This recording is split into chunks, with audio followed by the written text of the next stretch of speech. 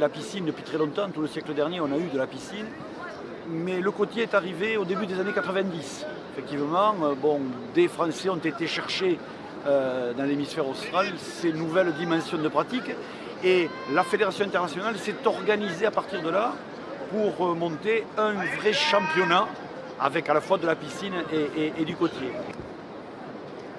Il y a en eau plate comme en côtier 6 épreuves individuelles et 4 relais, ce qui fait un total de 20 épreuves. Toutes ces épreuves sont bien entendu dérivées de l'acte de secours et elles impliquent effectivement toutes des caractéristiques et des atouts particuliers.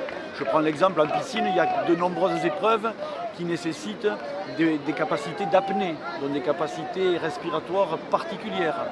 Chez nous, on a l'habitude de dire qu'on travaille beaucoup avec de la contrainte. Et oui, quand on sauve quelqu'un, il faut bien le ramener.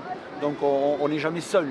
Alors travailler avec de la contrainte, c'est travailler avec des palmes, c'est travailler avec des charges, c'est travailler avec des bouées tubes, c'est propulser des engins. Nous avons prôné la polyvalence des athlètes. On ne peut pas être que côtier ou que piscine. C'est bien évident, on l'a vu, il faut courir, il faut tracter, il faut se propulser sur des kayaks, sur des planches. Le profil de nageur, de toute façon, est incontournable. Et le profil de palmeur et le profil de coureur. Et on a des athlètes qui sont capables de bien faire certaines épreuves et d'apporter leur concours dans d'autres.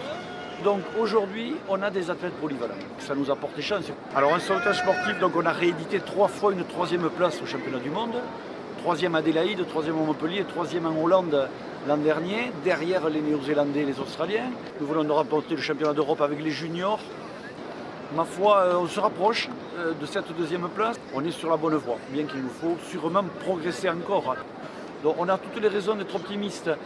Néanmoins, on sait que la marche qui sépare les juniors des seniors, elle est importante. On ne la comblera pas directement. On sort d'une époque avec une grosse équipe de France seniors qui est en train de muter. Néanmoins, la relève, elle est là. Donc les juniors ont montré effectivement d'énormes qualités qui nous laissent de l'enthousiasme pour l'après. Mais néanmoins, on a quand même à travailler et à penser à une préparation qui nous permettra de nous rapprocher encore une fois de l'élite. Nous espérons y être probablement en démonstration. On n'a pas attendu 2017 et bientôt 2018 pour faire cette demande. Elle est récurrente. Nous sommes aujourd'hui aux Jeux mondiaux, les Jeux mondiaux qui sont sous l'égide du comité olympique. Et nous avons effectivement le souhait, et nous le faisons savoir régulièrement, d'entrer aux Jeux.